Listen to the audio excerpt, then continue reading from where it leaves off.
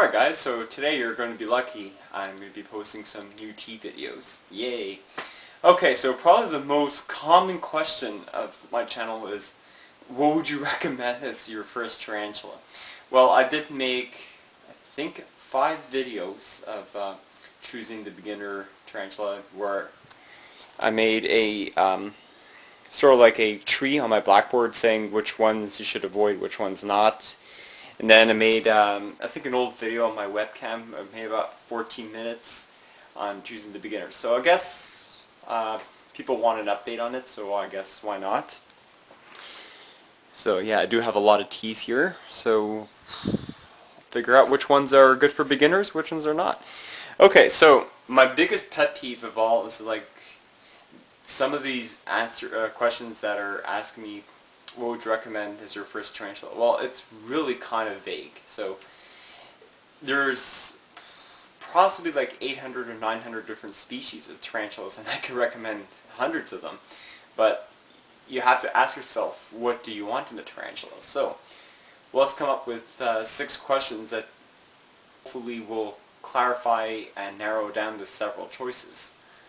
First, well, most importantly, do you want an arboreal versus terrestrial?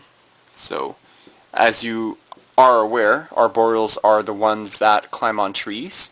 Terrestrials are the ones on the ground, and also there's phosphorial, which are obligated burrowers. So, if you want an arboreal, you will probably go for the pink toes. So, like this avic here. It's about a 3-inch female, very handleable, and very docile. And if you're buying avics, I suggest you probably go into a well-started juvenile, like at least 1 to 2 inches. Possibly because slings are very hard to keep alive, and as you probably are aware on my channel, is that many of the avic slings have died due to humidity and ventilation issues, and I just can never get that hot spot that they really like. Right, the second one is slow versus fast. Well, mainly, well, this is in terms of speed, really. So if you want a slow one or a fast one, usually I always try to recommend the slowest ones, like most of the brachypelmas, like the albopilosum. The Bomi is an exception because it's very fast. Because through some of the Grammostola species and so forth. Okay, and then the next one also in terms of growth rate. 2, usually I recommend the slower ones because the faster ones are usually a little bit more agitated and aggressive. So like the Canthoscuria, Lasiodoras, and the Pocotherias, those are recommend as experts. Next one here, if you want handleability, so do you want to handle your tarantula more often than others? So there's species I could recommend for handleable ones. Then again, also another question, color. Do you want one to be really colorful, or the one you want to be really dull colored? And the most important, I think there's 5, I think there were 6, I'm not sure. Probably the most important is cost. Now this is very, very important. So do you want to spend a lot of money for a good tarantula, or do you want to spend less money for one that may or may not be the best one? Okay, so these are my top recommendations for teas. Okay, so based on what I feel is beginner is slow growth rate to medium growth rate, docile to slightly aggressive, and main thing is easiness of care. So stuff that you could not miss very regularly and shouldn't have any problems with it. Alright, so on this shelf, obviously if you want to go to arboreals, you're going to have to limit yourself to the Avicularia genus, because these are the most docile ones, or possibly the most handleable ones that you can get. You know, like the avic. You can get yourself a Hurriana, that's in there. You've probably seen that from the tour video. Versicolor, right over here. If I can get my light. Also, here is an A versicolor female. This is an Antilles Pinto. Usually I don't recommend these as for new beginners because these are typically more skittish than most avics, and some of them can be really defensive, but then again, personalities do vary, so you can have a very aggressive G. rosea, but you can also have a very docile one. So it really depends on your individual. But this one here is very skittish, so usually I don't recommend A versicolors as your first avic. Usually I recommend it as your second one. Also, that I forgot to mention, just get my light, is that A versicolor females can be very pricey. This one here I paid about $60, plus I traded 3 of my T Giga slings. So if I didn't have the trade, it'll probably be most likely to be $125. The Avic on the other hand, you can get unsexed for I think what $20-$30 depending on some dealers and pet stores. Usually Avics, I see them a lot in pet stores, so they're pretty easy to find. Just like if you want to go for a Hurriana or the versicolor or the Urticans, those you probably won't find in the pet store. You'll probably most likely get them from online dealers. Okay, so that's the Arboreals. So now if you want to go for Terrestrials, I could recommend a few of them. My top picks are Brachypelma bulbulosum, Honduras curly hair. I'm not going to show my adults. You've seen her from the video. Okay, here is my sling, Kira, around 2 inches. Very friendly. They get to having a 6-inch leg span. They have incredibly long lifespans. Females could live up to 20-30 years. My oldest one is 22. And males could live 5 to 7. Then again, males are always have shorter lifespans than females. That's the way they are. And they eat great too. Not so pretty color, but then again, it's one of the most docile tarantulas in my opinion.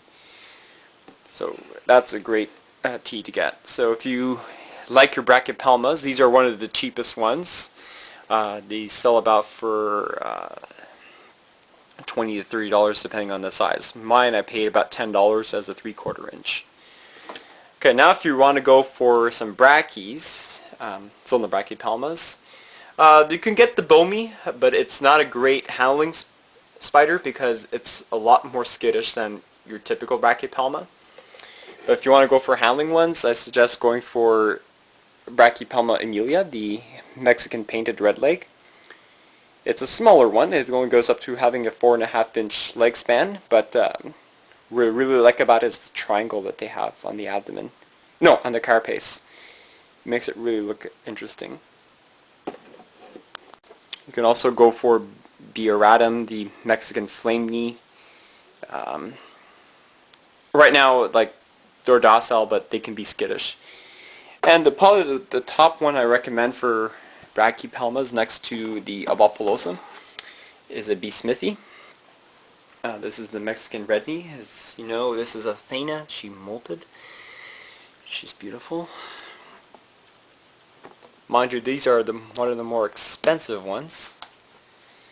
But here it is. This is what a Mexican red knee looks like. B. smithii. This is a 5-inch female. Very handleable. Some of them can kick urticating hairs, which can be a little pain in the butt, but very friendly, eat like crazy, and you could probably tell when or not it's going to molt because they're not like G. roseas at all. Okay, so in this shelf here I could probably recommend 2 of them. The Aphonopelma species, the Chalcodes, the Carlsbad green, the Anox, the Hensi. These are pretty easy to take care of, probably more simpler than the Brachypelmas. They like it bone dry, with all you need to do is just keep a water dish in there, add a cave, and some decorations if you want to. But they are kind of iffy in temperament. They can have mood swings just like your grammostolas, but all in all, it's a pretty good first tarantula to be getting. So unfortunately for us in Canada, can't really get many Phonopoemas here because of the importation laws in the U.S. They don't exactly like to import their teas here, so that's a shame. You can get a Simani here, a Phonopoemus simani, the Costa Rican zebra, but it's not recommended as a great Hannibal one because, where is she? There she is. Because they are very nervous, and you don't want a tarantula falling off your hand and falling down and splitting up its abdomen. That's a definite no-no. Next one here, another good beginner one. If you want to go for the slightly more aggressive ones, you could probably go for the Lasiodora parahybana, the pink salmon bird eater. Very easy to take care of. A little bit more humidity than most, like 80%. You know, like that's accomplished by having a water dish and misting twice a week. These get about having a 10-inch leg span. They eat like crazy. And very easy to take care of, so that's why I recommend them. Even here, like a green bottle blue, Chromatopelma sanopubescens. Another great beginner species because it's relatively easy to take care of. They get up to having a 5.5-inch to 6-inch leg span. And yeah, they're just absolutely beautiful. Very colorful too. These guys are probably around a half an inch, will run you to about $40. The LPs are probably one of the cheapest ones you can get. For a good size spiraling for the salmon pink, probably can run you around $20.